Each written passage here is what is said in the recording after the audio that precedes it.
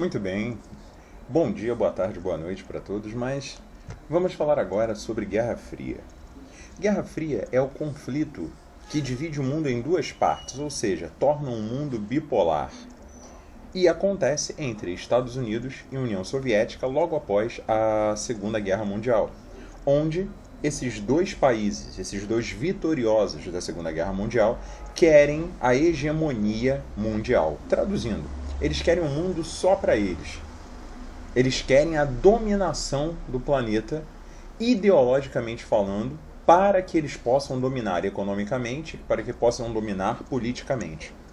Bem, assim nós vemos que a Guerra Fria é um conflito político, ideológico, também militar, mas não entre Estados Unidos e União Soviética, e que se estende a partir de 1945. Bem, por que ela é chamada assim? Porque Estados Unidos e União Soviética sabiam que um conflito, aquele momento, entre as duas nações, entre as duas potências, poderia destruir o espólio de guerra, ou seja, o resto do planeta. E ninguém queria ser dono de um planeta destruído. Então, apesar de acontecerem conflitos militares, esses conflitos militares sempre foram entre nações satélites, não diretamente entre Estados Unidos e União Soviética, daí o nome Guerra Fria, caracterizando uma disputa ideológica, política, militar no sentido de desenvolvimento de novas armas, desenvolvimento de tecnologias, mas não de uma guerra.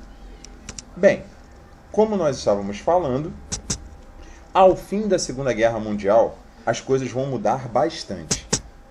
Ao fim da Segunda Guerra Mundial, nós temos o primeiro grande ato de força. Ora, sabia-se pelos Estados Unidos que, caso não vencessem o Japão até o fim de agosto de 45, as demais nações que lutaram na Europa contra os nazistas lutariam a seu favor contra o Japão. A vitória soviética na Europa fez com que os Estados Unidos tivessem que correr para derrotar o Japão. E eles usaram então de todos os meios possíveis, sendo um deles o ataque nuclear. O ataque nuclear foi de uma tal devastação que, em 6 e 9 de agosto de 1945, com as explosões em Hiroshima e Nagasaki, o Japão acaba se rendendo um tempo depois, em 15 de agosto de 1945, e os Estados Unidos saem, pelo menos de uma parte da Segunda Guerra, como vencedores. Importante ressaltar que, como o Japão rapidamente se alia aos Estados Unidos e se submete às suas decisões, a necessidade de ter uma área no Extremo Oriente de dominação ideológica, política e militar fez com que o imperador Hirohito se mantivesse no poder, apesar do Japão ter cometido crimes de guerra terríveis.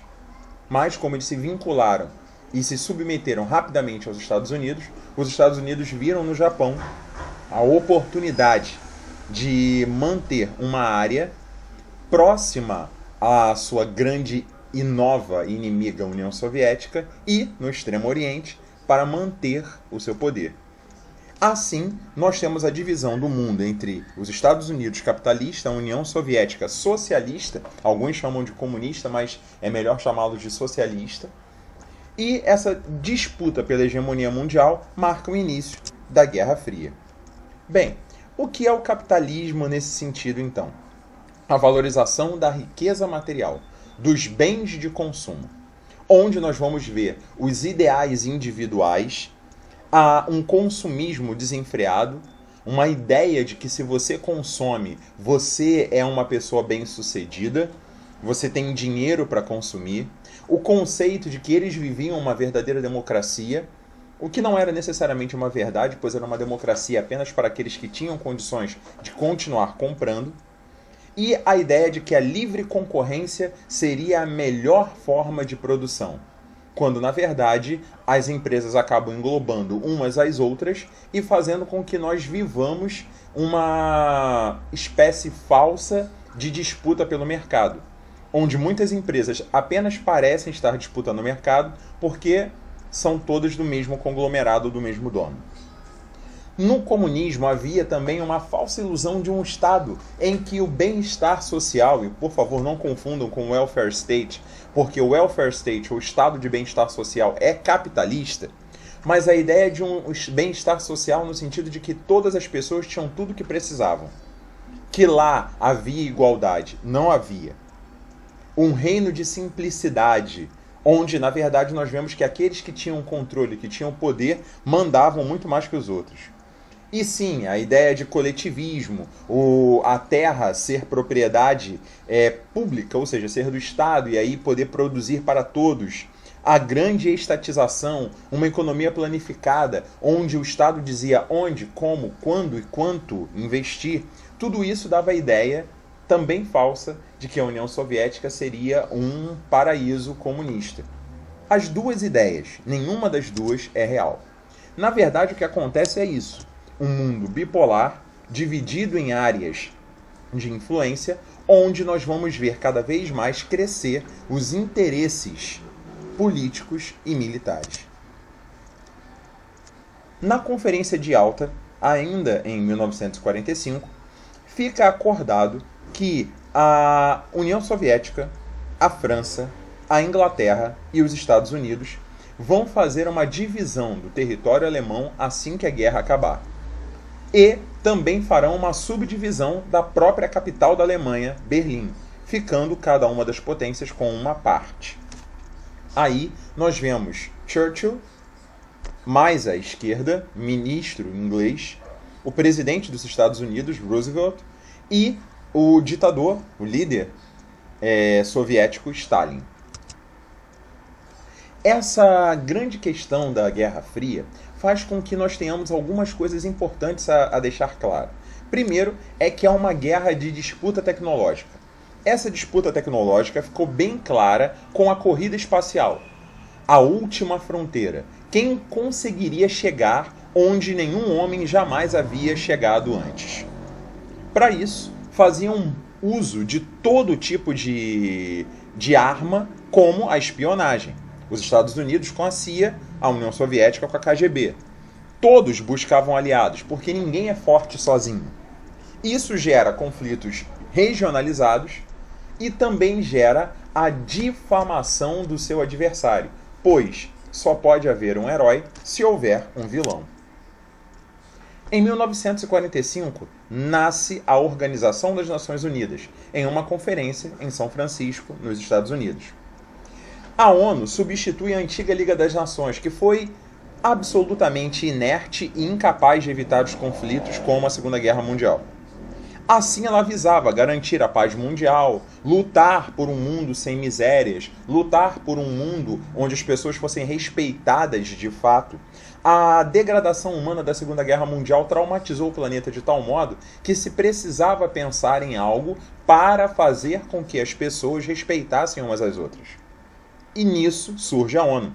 Só que a ONU não nasce sozinha. Ela nasce com uma série de outros grupos que vêm meio que ligados a ela de alguma forma. Umbilicalmente ligados, como o FMI, o Fundo Monetário Internacional, uma espécie de recurso financeiro global para nações em desenvolvimento, o BIRD, o Banco Internacional para a Reconstrução e Desenvolvimento, ao qual o FMI é ligado, a Organização para a Agricultura e Alimentação, ou FAO, a Unicef, o Fundo das Nações Unidas para a Infância, a OIT, a Organização Internacional do Trabalho, que foi responsável por reorganizar o mundo laboral e ainda hoje regula o mundo laboral, e a Unesco, a Organização para a Educação, Ciência e Cultura. Todos esses órgãos circulam pelo mundo todo e todas as nações signatárias da ONU vão, de alguma forma, aurir dos seus benefícios ou fazer uso das suas ajudas quando necessário. Bem, a ONU não fica parada, por assim dizer. Nós temos o chamado Conselho de Segurança da ONU, um órgão que deveria zelar pela paz e segurança do mundo, onde nós temos 15 membros, sendo 5 permanentes. Estados Unidos, França, Reino Unido, a Inglaterra está no meio, a Rússia, hoje, antigamente chamada de União Soviética, e a China. Essas 5 nações têm cadeiras cativas. Essas 5 nações sempre estiveram lá. E vão estar sempre. São as mesas permanentes. São as cadeiras permanentes. E 10 temporários eleitos para a Assembleia de 2 em 2 anos. Brasil e Japão são aqueles que mais vezes foram eleitos em mandatos de 2 anos. Abaixo você pode ver os mandatos brasileiros. Bem, nós temos em 1949 a definitiva divisão alemã com a Conferência de Potsdam. E aí nós temos as áreas. Se você observar o mapa à sua esquerda, você vai conseguir observar a Alemanha Ocidental. E essa Alemanha ela vai estar dividida em áreas. Zona americana, zona francesa, zona inglesa. Enquanto nós temos a zona soviética na Alemanha Oriental. Para que vocês possam perceber, Berlim está toda na Alemanha Oriental. Só que Berlim também é dividida. Ela é dividida em Berlim Leste, que é a zona soviética, e Berlim Oeste, que se divide entre a zona francesa, a zona inglesa e a zona estadunidense, ou que alguns chamam de americana. Essa divisão fez com que surgissem a República Democrática da Alemanha, que é a Alemanha Oriental, com a capital ainda sendo mantida em Berlim, a República Federal da Alemanha, que a capital passa a ser Bonn, uma cidade alemã, e Berlim acaba se tornando, para que pudesse servir de propaganda contra os soviéticos, num centro de influência, interesse e investimento dos estadunidenses. Há um pesado investimento dos Estados Unidos na tentativa de fazer com que a influência soviética desse lado se enfraquecesse. Assim, surge a ideia soviética de fazer um muro dividindo a cidade. Por favor, não confundam com a expressão cunhada por Winston Churchill, cortina de ferro. O muro de Berlim é um muro de Berlim, a cortina de ferro é outra coisa. Eles criam um muro, em 1961, que contém a migração de um lado para o outro. É importante ressaltar que a contenção dessa migração dividiu famílias por mais de 40 anos. E não se pode pensar simplesmente em ir de um lado para o outro, ou pessoas que saíam apenas do lado soviético para o lado capitalista. Não, o contrário também existia. Mas era muito mais difícil você sair do lado soviético para o lado capitalista, porque isso podia inclusive causar a morte. Ora, assim feitas as divisões, pouco a pouco após a guerra era necessário uma ação econômica de fato. O que os Estados Unidos fazem?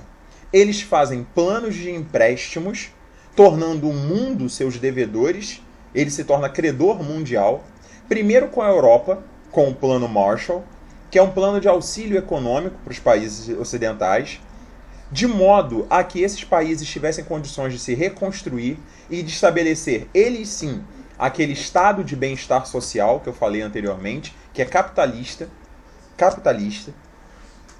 E, no caso do Oriente, nós temos o chamado Plano Colombo, que é a mesma coisa do Plano Marshall.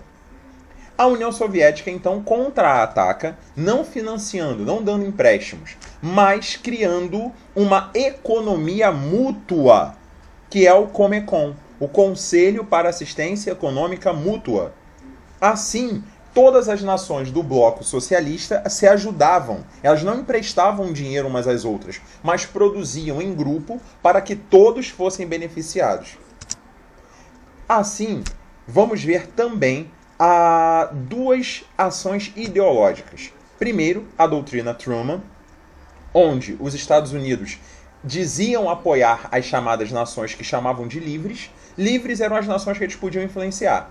Qualquer nação, além da sua influência, para eles não era livre. Ou seja, os Estados Unidos acham que democracia é só o que eles têm como ideia de democracia. Assim, eles queriam combater a difusão do comunismo que estava crescendo na Europa devido à vitória soviética na guerra.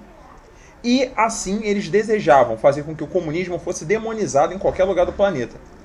Por outro lado, surge o Cominform, ou o Comitê de Informação dos Partidos Comunistas e Operários. Todos os países que eram socialistas e tinham os seus partidos comunistas organizados, se auxiliavam mutuamente, também demonizando os Estados Unidos e o seu modo de vida. Dessa forma, não sobravam mais muitas coisas. Em 1949, sobrava a parte militar. Então nasce a OTAN, a Organização do Tratado do Atlântico Norte, uma aliança militar.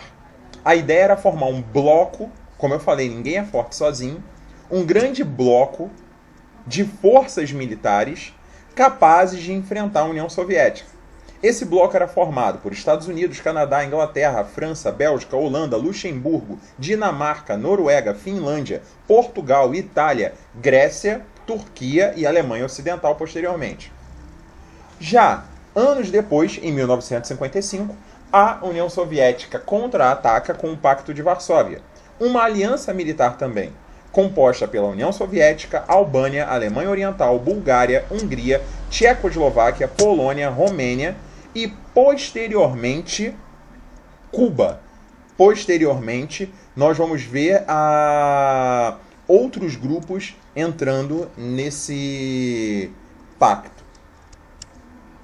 Essas alianças militares começam, então, pouco a pouco, a estabelecer as fronteiras de até onde se podia ir. É nesse contexto que a gente pode compreender a ideia de cortina de ferro. O que o Winston Churchill falava é que a área onde a União Soviética, ou seja, o leste europeu, a área onde a União Soviética dominava, ficava muito difícil para que os capitalistas soubessem o que acontecia. Desse modo, ele dizia que era como se estivesse olhando para uma cortina de ferro, do outro lado não se podia ver nada. E, como não poderia deixar de ser, isso gera uma grande corrida armamentista. Isso faz com que os aparatos de defesa, as armas, tenham cada vez mais uma capacidade de destruição maior. Como, por exemplo, a Tsar Bomb da União Soviética, que foi explodida apenas com 60% de sua força. É a maior explosão nuclear da história da humanidade, que é uma explosão baseada em hidrogênio. Ela foi explodida com 60% da capacidade como teste, e as vibrações da explosão foram captadas por sismógrafos no Chile, na América do Sul. Ela tremeu literalmente o planeta. Assim, a corrida espacial era a última forma de tentar demonstrar a hegemonia. E a União Soviética acaba saindo um pouquinho na frente. Um país fabricava um foguete, outro país fabricava outro foguete, talvez melhor, tudo com a intenção de dominar a Lua. Bem, o primeiro satélite artificial no espaço é da União Soviética, o Sputnik. A União Soviética, então, emplaca o primeiro ser vivo no espaço, uma cadela chamada Laika. Ela não sobreviveu à missão. Os Estados Unidos, então, lançam em 58 o Explorer 1. A União Soviética manda o primeiro homem ao espaço, o cosmonauta. Qual é a diferença de astronauta para cosmonauta? O lugar onde o cara nasceu. Se for na União Soviética, é cosmonauta. Se for nos Estados Unidos, é astronauta. É a única diferença que tem. O cosmonauta Yuri Gagarin, ele vai ao espaço. É o primeiro homem a orbitar o nosso planeta, em 1961. Já em 1969, nós temos a chegada do homem à Lua com a missão espacial Apollo 11 dos Estados Unidos. E nós temos algumas imagens dessa corrida. Bem, assim nós chegamos a algumas questões muito importantes. Nós temos que falar dos conflitos. Estados Unidos e União Soviética não lutaram uns contra os outros. Eles sabiam que se lutassem, não haveriam vencedores reais. Então eu vou fazer um pequeno resumo de alguns grupos, de algumas guerras que ocorreram, depois eu vou falar mais profundamente sobre cada uma delas. Primeiro, nós temos a Guerra da Coreia, entre 50 e 53, e que culmina no norte da Coreia, com capital em Pyongyang, comunista, e o sul, com capital em Seul, capitalista. A China e a União Soviética eram pró-norte, enquanto os Estados Unidos e a própria ONU, pró-sul. Não houve vencedores nessa guerra. eles ficaram divididos no paralelo 38. E, se formos levar ao pé da letra, é uma guerra que basicamente não acabou até hoje. Eles têm apenas uma convivência, uma tolerância pacífica. Mas a guerra em si, ela basicamente não foi declarada oficialmente terminada. As Coreias estão trabalhando ainda no processo de finalização da guerra. Nós temos a Guerra do Vietnã entre 64 e 75, ou seja, 9 anos de guerra, 3 milhões de pessoas mortas. E nós temos, de novo, um norte do Vietnã comunista contra um sul capitalista. Só que dessa vez, o norte acaba vencendo e unificando todo o Vietnã em uma só nação, dessa vez de características comunistas ou socialistas. Bem, a Guerra do Vietnã é uma guerra em que os Estados Unidos se envolvem diretamente e, para sua vergonha, usam armas químicas contra a população civil e ainda assim são derrotados basicamente por exércitos mal armados de camponeses. Os Estados Unidos perdem a guerra, embora não admitam a sua derrota. Há uma grande intervenção dos Estados Unidos na Grécia e na Turquia. Entre 47 e 49, os militantes comunistas gregos que não concordavam com o que Stalin havia feito na Conferência de Yalta acabaram se enfraquecendo e assim a Grécia acabou sendo colocada sob a influência do bloco capitalista. E isso arrefeceu as disputas que haviam entre Grécia e Turquia, pois havia uma grande rivalidade entre os dois grupos. Enquanto isso, nos Estados Unidos, o senador Joseph Eugene McCarthy começa uma grande caça às bruxas nos anos 50. Ele começa a tentar caçar, achar e destruir qualquer suspeito comunista que estivesse infiltrado nos Estados Unidos. Cria-se uma grande histeria, onde as pessoas achavam que poderia haver comunistas infiltrados por todo os Estados Unidos. Em cada um dos estados, eles poderiam estar planejando um golpe a qualquer momento. O senador republicano, obviamente, Joseph McCarthy, criou esse clima de histeria e levou a perseguições enormes a todos os grupos que não se vinculavam à sua política. Ele perseguiu artistas, intelectuais, até mesmo funcionários do governo, gerando uma grande onda de histeria que é chamada de caça às bruxas nos Estados Unidos. Bem, eu havia falado para vocês sobre o Japão.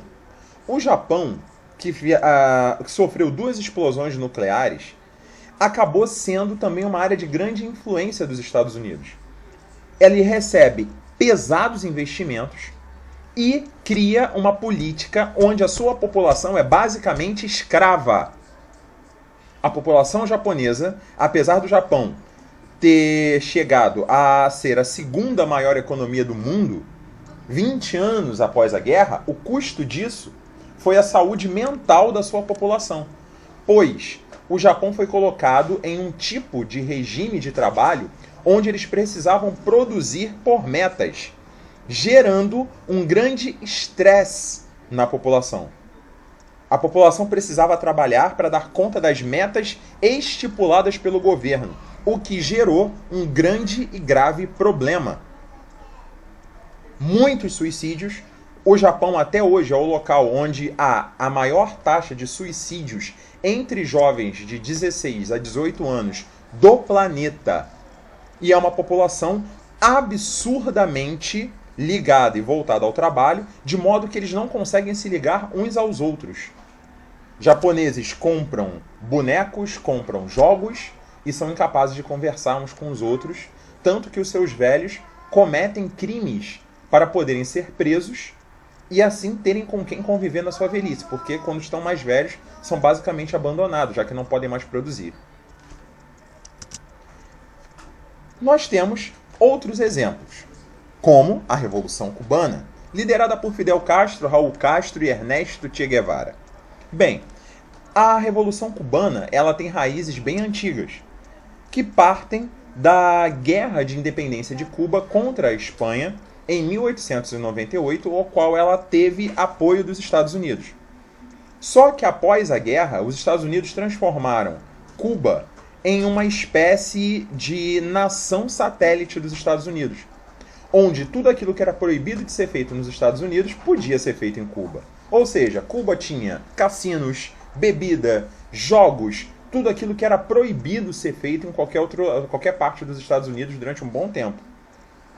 Logo, assim, eles precisavam de uma força local. E o ditador Fulgêncio Batista fazia esse papel de servo dos Estados Unidos, levando a população cubana, basicamente, na década de 50, ter 90% de analfabetos e 95% da população não vacinada contra doenças que estavam quase sendo erradicadas no mundo, como a polio. Em 1959, a Revolução começa porque Fidel Castro chega ao poder, depõe Fulgêncio Batista e começa com o processo de nacionalização das empresas. Então, o presidente dos Estados Unidos, John Fitzgerald Kennedy, o presidente Kennedy, ordena a invasão da ilha com o apoio da CIA e um grupo de cubanos que haviam abandonado a ilha quando Fidel chegou ao poder. Isso vai se dar na chamada invasão à Baía dos Porcos, onde o exército cubano vai rapidamente derrotar os invasores. Diante da ameaça estadunidense, não sobra outra escolha senão Fidel aliar-se à União Soviética. E é aí que nós temos a união e a transformação de Cuba em uma nação socialista. Bem, como entre 1947 e 1949, como nós vimos, os Estados Unidos intervieram, ou intervieram, se preferirem, entre a Grécia e a Turquia, os Estados Unidos implantaram mísseis na Turquia, que era um território muito próximo da União Soviética. Com a entrada de Cuba no Pacto de Varsóvia, obviamente a União Soviética pensa em fazer o mesmo, colocar mísseis em Cuba, o que faria os Estados Unidos ficarem em uma posição de cheque. Então os Estados Unidos promovem um bloqueio naval, dizendo que não vão permitir a chegada dos mísseis soviéticos em Cuba, e esse é o ponto de maior medo no mundo, onde nós chegamos mais próximos de uma guerra nuclear entre Estados Unidos e União Soviética. Como nenhuma das duas nações estava disposta a arcar com o peso de ter causado uma guerra nuclear, a União Soviética retorna, os Estados Unidos desfazem o bloqueio. Mas, na tentativa de desestabilizar o governo de Fidel Castro, os Estados Unidos mandam nas outras nações do continente americano, e elas prontamente obedecem ao seu senhor, ao seu dono, e excluem Cuba da Organização dos Estados Americanos. Logo, Cuba não consegue fazer negócios com nenhuma nação do continente americano. Esse episódio, conhecido como Crise dos Mísseis, foi o pior e mais tenso episódio dessa relação. Ora, além disso, os Estados Unidos também impuseram golpes militares em vários lugares, como no Brasil, com a deposição de João Goulart em 64, no Chile, em 11 de setembro de 1973, com uma ação terrorista. Os Estados Unidos começam uma ação terrorista no Chile, apoiando um sangrento militar, o general Augusto Pinochet, que junto às suas tropas, mata ao vivo o presidente Salvador Allende, o presidente chileno, Salvador Allende, mata enquanto ele discursava à população. Tudo porque o Chile nacionalizou a sua produção de cobre, e isso incomodava os Estados Unidos. O general Augusto Pinochet, então, foi a mão armada dos Estados Unidos para matar Salvador Allende. Essa semana, nós vimos que, essa semana agora, do dia 28/10/2020, nós vemos a nação chilena se levantando contra tudo aquilo que Pinochet significou para o seu povo, a ditadura, a morte, a violência, e agora começa uma nova era, começando uma nova Constituição. Em 1976, nós também temos a Isabelita Perón deposta pelo general Videla na Argentina e a inauguração de uma outra ditadura na América do Sul. Assim, esses golpes militares, eles continuam acontecendo desde que sejam de interesse dos Estados Unidos. A União Soviética consegue competir até o final da década de 60. Com petróleo barato vindo do Oriente Médio, não é mais possível competir com as nações do Ocidente. Não sendo possível competir com as nações do Ocidente, não há possibilidade de se manter uma boa produção, uma alta produtividade e novidades tecnológicas. E pouco a pouco a União Soviética vai se esfacelando. Ela se esfacela de dentro para fora e a população começa a ficar cada vez mais descontente. Em 1985 é eleito Mikhail Gorbachev na União Soviética. Ora, para ironia de Mikhail Gorbachev, que à época contava já com seus 60 anos, ele era chamado de garoto inexperiente pelos seus pares do Partido Comunista, já setentões e oitentões, que não aguentavam ver mudanças na União Soviética e no estilo de vida de economia planificada. O que Gorbachev tenta fazer é refrigerar o sistema econômico soviético, com uma lenta, pequena, pensada abertura econômica, tal como a China fez com as ZEEs, as Zonas Econômicas Especiais, com Deng Xiaoping. Mas ele não consegue. A perestroika, ou abertura econômica, ela vem acompanhada da glasnost, ou reestruturação governamental. O problema é que a pressão interna, a pressão política sobre o Gorbachev era tanta que basicamente a população explode quando pequenas gotas de liberdade econômica são dadas a eles. É como se eles fossem uma grande garrafa de refrigerante que fosse sacudida, sacudida, sacudida, sacudida e de repente aberta. Ninguém consegue segurar toda a pressão que vem de dentro. A União Soviética encontra seu fim em 1991, para ser mais exato, no Natal de 91, e nasce a Comunidade dos Estados Independentes. Já no caso da Rússia, nós temos um ex-militar, Boris Yeltsin, alguém que havia evitado um golpe contra Mikhail Gorbachev anos antes, assumindo a presidência da Rússia. E assim, pouco a pouco, nós vemos a Rússia, a União Soviética deixar de existir e voltar a existir a Rússia. E um novo mapa no planeta. Em 1989, nas primeiras semanas de novembro de 1989, nós temos a derrubada do Muro de Berlim. Isso era o símbolo do fim da Guerra Fria, porque era um muro que marcava a divisão que existia. Uma vez que o muro cai, era óbvio que já não existia mais motivos para a Guerra Fria continuar. E a Alemanha deixou de ter a Alemanha Ocidental, a Alemanha Oriental, e passou a ser uma só Alemanha. Em 1990, o chanceler, ou primeiro-ministro da Alemanha Ocidental, Helmut Kohl, reunifica o país e começa um processo lento de entrada dos orientais na economia ocidental alemã. Isso leva tempo. Hoje temos as figuras alemãs, Angela Merkel, por exemplo, a grande figura de liderança alemã, Angela Merkel, vinda do lado oriental. E a Alemanha é um dos países que goza de maior estabilidade econômica e política na Europa. Bem, vamos a pequenas cronologias para que a gente possa ir encerrando o assunto. Conferência de Alta e Conferência de São Francisco e Conferência de Potsdam, todas em 45. E Alta, influência soviética na Europa e ocupação da Alemanha. São Francisco, criação da ONU. Potsdam, divisão da Alemanha e as zonas de ocupação.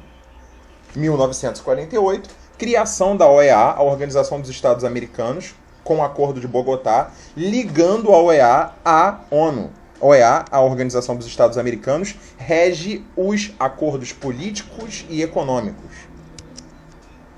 Nós temos, em 1949, a Revolução Chinesa. Isso é um capítulo à parte, que nós precisamos falar à parte, mas, resumidamente, os comunistas que haviam lutado ao lado dos nacionalistas contra os japoneses na Segunda Guerra Mundial, depois de terem sido muito massacrados pelos nacionalistas, o PCC, o Partido Comunista Chinês, liderado por Mao Tse-tung, consegue derrotar o Partido Nacionalista, liderado por Chiang Kai-shek, e assim formar a China que nós conhecemos.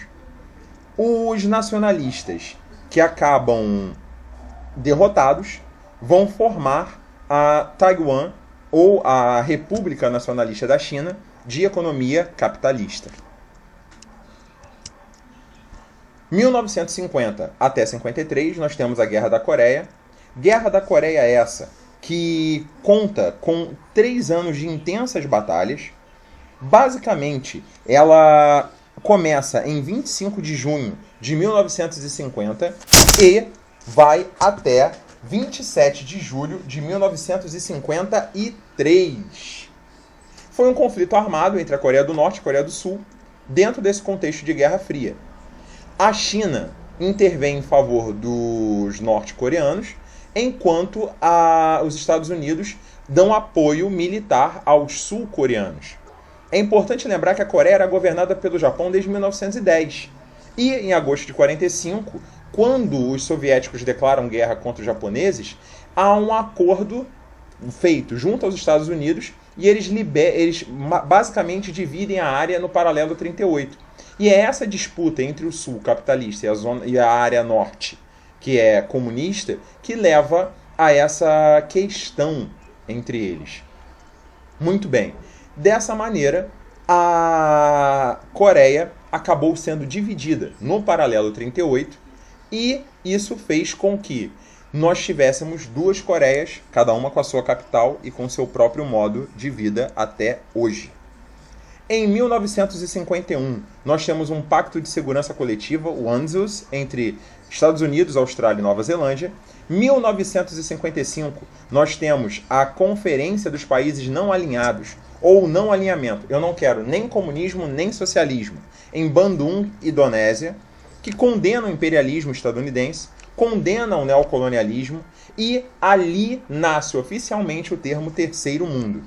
Obviamente, apesar de todas essas tentativas, todas essas áreas vão cair nas mãos de algum dos grupos. Temos a transformação do BIRD em BID, Banco Interamericano de Desenvolvimento, e isso faz com que, em 59, como eu já falei antes também, isso é uma coisa completamente à parte, nós tenhamos a deposição de Fulgêncio Batista e a Revolução Cubana. Também já disse que a invasão à Baía dos Porcos acaba fracassando. Os Estados Unidos mantêm lá apenas uma base militar, Guantánamo, onde eles levam os chamados terroristas até hoje. E Cuba recebe dos Estados Unidos um aluguel por Guantánamo até hoje, só que em um banco dos Estados Unidos. Ou seja, há milhões depositados em uma conta para Cuba e Cuba não pode pegar esses milhões de dólares porque os dólares estão todos dentro dos Estados Unidos. Ora, passada a crise dos mísseis, nós também falamos sobre isso, a construção do Muro de Berlim em 61, a exclusão de Cuba da OEA em 1962, e aí nós começamos as guerras de independência na África, onde nós temos, por exemplo, no continente africano, tá, gente? Onde nós temos, por exemplo, em 1962, a independência da Argélia, que é com apoio do Bloco Socialista. 64, nós temos a Guerra do Vietnã. Esse é um dos maiores e mais sangrentos conflitos. Porque havia uma região chamada Indochina, composta pelo que hoje é o Laos, Camboja e o Vietnã, que na época dividia-se em Vietnã do Norte e do Sul. E o que nós chamamos de Guerra do Vietnã é simplesmente a chamada Segunda Guerra da Indochina.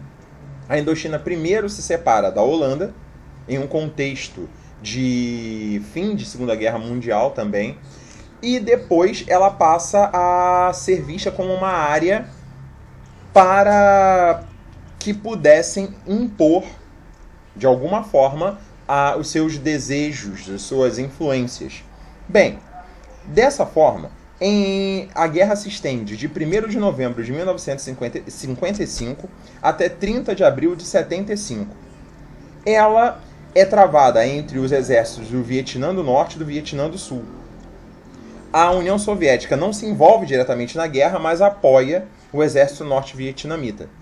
Enquanto os sul-vietnamitas eram apoiados por Estados Unidos, eram apoiados pela Austrália, pela Coreia do Sul, Tailândia e várias outras nações capitalistas pelo mundo. Fica conhecido nessa guerra o termo Vietcong, que era como ficou conhecida a Frente Nacional de Libertação, o grupo comunista do norte, que acabava criando uma guerra com estilo de guerrilha contra o exército do sul. Bem, a partir da entrada dos Estados Unidos no conflito, nós temos uma grande mudança. Por quê? Os Estados Unidos queriam a área para que servisse como uma área de influência, já naquela região do Oriente. Os norte-vietnamitas resistiram e não atacaram diretamente os exércitos dos Estados Unidos, pois suas armas eram maiores e melhores, só que eles não estavam preparados para lutar no terreno do Vietnã, onde as monções fazem chover por quase 6 meses, onde há alagadiços, onde há túneis.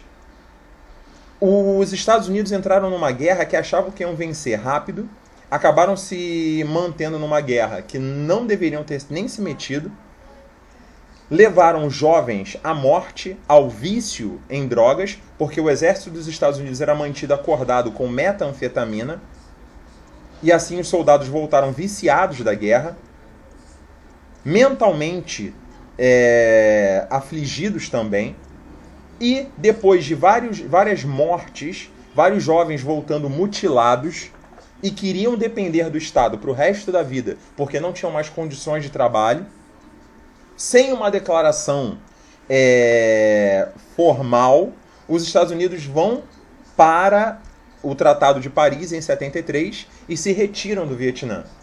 Isso faz com que a guerra dure apenas mais 2 anos, com o Norte vencendo o Sul, reunificando o país e tornando o Vietnã uma nação socialista. Como nós falamos, nós temos em 64, aqui no Brasil, essas ditaduras vão se estender em 73 no Chile e em 76 na Argentina. Lembrando e levando em consideração que em 74 Portugal acaba com um regime próximo ao fascismo, ele derruba o salazarismo, que a essa época já não contava mais com Antônio de Oliveira Salazar, mas sim Marcelo Caetano, e promove a independência das colônias portuguesas na África, apenas em 1975. Guiné-Bissau, Cabo Verde, São Tomé e Príncipe, Angola, Moçambique. Em 78, há um golpe de Estado no Afeganistão, levando os socialistas ao poder.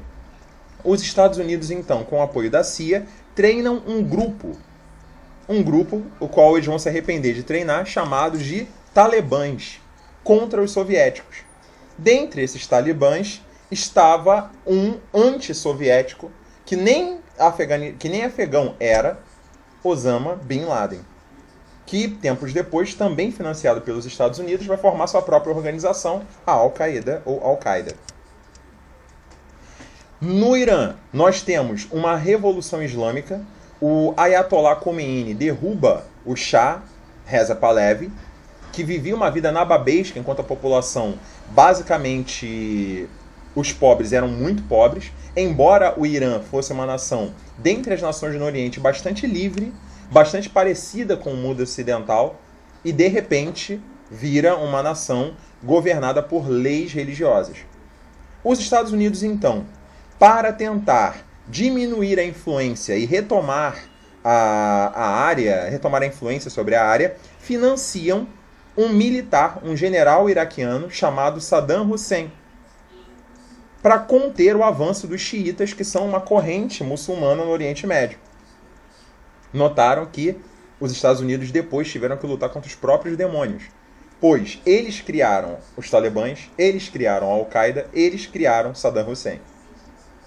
Enquanto isso, na Inglaterra, Margaret Thatcher assume a Grã-Bretanha e inaugura uma política neoliberal absurda. E Margaret Thatcher é alguém capaz de grandes absurdos para manter o poder para si. Inclusive, chamar uma figura como Nelson Mandela de terrorista e Pinochet de democrata, ajudando a manter a política do apartheid na África do Sul durante anos. Margaret Thatcher ajudou a manter o apartheid. A União Soviética intervém militarmente no Afeganistão para tentar conter a questão dos Estados Unidos, e em 1980 explode a guerra Irã-Iraque. Ronald Reagan, um outro conservador republicano nos Estados Unidos, é eleito presidente e inaugura o chamado Projeto Guerra nas Estrelas, onde ele começa a lançar satélites e a buscar tecnologias cada vez mais precisas para combater a União Soviética, como se ainda precisasse. Em 1982, nós temos a Guerra das Malvinas, onde a Inglaterra derrota a Argentina. Israel invade o Líbano. Em 1985, Gorbachev é eleito na União Soviética e começa as suas mudanças, a perestroika e a glasnost, que nós já comentamos. Em 1989, nós temos a queda do Muro de Berlim, através de Helmut Kohl, na Alemanha. O fim do socialismo na Polônia, com o Partido Solidariedade, contando com o total apoio do Papa, à época, João Paulo II, que era polonês e ficou conhecido como Papa Neoliberal. Na Tchecoslováquia, nós temos Václav Havel, eleito presidente provisório. Depois ele é confirmado no cargo em 90. E aí rola um plebiscito, em 93, que divide o país em dois: República Tcheca e a Eslováquia. Na Romênia, o general Nicolau Ceausescu e sua esposa são executados no Natal de 1989, dando fim, assim, ao socialismo romeno. Nós temos, em 90, a reunificação da Alemanha. O Iraque, que antes era apoiado pelos Estados Unidos, invade uma área vizinha, o Kuwait, onde os Estados Unidos tinham feito investimentos em poços de petróleo, e isso leva uma guerra entre Estados Unidos e o Iraque pelos poços de petróleo do Kuwait, liderada por George Bush pai. Temos guerra na Iugoslávia, uma guerra sangrenta, e essa guerra começa com a morte do Marechal Tito, que havia mantido a Iugoslávia unida enquanto vivo, e assim que ele morreu explode uma guerra civil entre várias etnias, várias religiões, e a Iugoslávia vai se esfacelando, nascendo a Sérvia, Montenegro, vai nascendo Eslovênia, Macedônia, Bósnia, a Albânia e outros grupos, que vão começando a se tornar cada vez mais autônomos.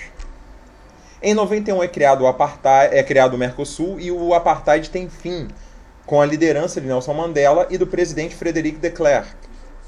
Começa a Operação Tempestade no Deserto dos Estados Unidos, autorizada pela ONU, e assim os Estados Unidos conseguem expulsar os iraquianos do território do Kuwait. Só que os iraquianos, na saída do território, colocam fogo em todos os poços de petróleo que podem.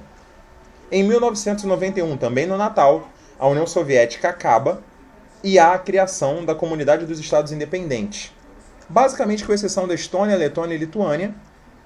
E aí nós temos Boris Yeltsin eleito, como eu já falei para vocês. Em 92, nós temos os acordos de Maastricht, que vão acabar levando à criação da União Europeia, substituindo a Comunidade Econômica Europeia. Ou seja, tudo que nós vemos, onde nós temos a União Europeia, o euro, começa a ser desenhado em 92. Em 93, nós temos a criação da Organização Mundial de Comércio, e isso começa a difundir a ideia de que nós precisávamos voltar a ter, de alguma forma, conversas econômicas com Cuba. Em 94, entra em vigor o NAFTA, Acordo de Livre Comércio da América do Norte, entre Estados Unidos, Canadá e México, o que leva o México, basicamente, à falência. Nós temos, devido a essa grande falência, violência no México. Em 1994, a Frente Zapatista de Libertação Nacional começa a se revoltar, e isso leva uma série de conflitos sangrentos. Já na Europa, nós temos a ofensiva russa contra rebeldes separatistas na Chechênia a partir de 1999, quando entra em vigor também o euro. Culmina-se em 2001 nos ataques de 11 de setembro ao World Trade Center e ao Pentágono, nos Estados Unidos. Em 2002, George W. Bush, ou Bush Filho, se vocês preferirem, começa a ideia de ataques preventivos contra o novo grande inimigo. Eles sempre precisam de um inimigo, no caso, o terrorismo. A invasão ao Afeganistão as tropas da Aliança do Norte invadem o país e, nesse caso, acabam com toda a estrutura do Afeganistão, fazendo com que o país entre em um colapso do qual não se recuperou até hoje. E em 2003, alegando que Saddam Hussein estava produzindo armas de destruição em massa, fato que foi comprovadamente uma mentira, os Estados Unidos, também com George W. Bush, invadem o Iraque e depõem Saddam Hussein. Ele é capturado em 13 de dezembro e posteriormente executado. Em 2008, a Rússia vai ocupar uma região chamada de Ossétia em apoio à independência, uma região que era pertencente à Geórgia. Em 2008, também os Estados Unidos apontam a morte de Osama Bin Laden. Bem, e o que isso gera para nós? Um mundo pluripolar, onde nós temos uma economia neoliberal que já deu mostras que não se sustenta e onde a separação entre ricos e pobres é cada vez maior. Eu espero que você tenha entendido bem esse rápido resumo e que nós possamos aproveitar sempre. Muito obrigado e estudem!